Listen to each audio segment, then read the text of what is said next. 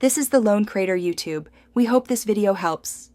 In this video, I will show you how to replace a starter on a Dodge Caravan. First, ensure your vehicle is on a level surface and the parking brake is engaged.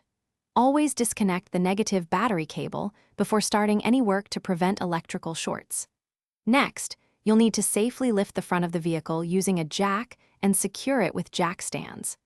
This provides crucial access to the starter motor, which is usually found on the passenger side, beneath the intake manifold. Once you have safe access, identify any components that might be blocking your path to the starter. This could include air intake ducts or heat shields.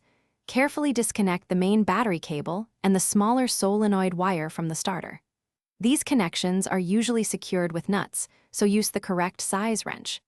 After the wires are off, you'll unbolt the starter itself from the transmission bell housing, typically 2 or 3 bolts. With the old starter removed, it's time to install the new one. Carefully align the new starter with the mounting holes on the transmission and hand tighten the bolts first. Once aligned, fully tighten the mounting bolts to the manufacturer's specifications.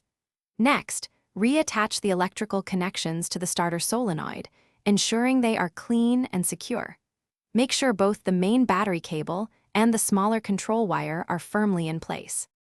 After securing the new starter and its wiring, reassemble any components you removed for access, such as air ducts or heat shields. Carefully lower your vehicle from the jack stands.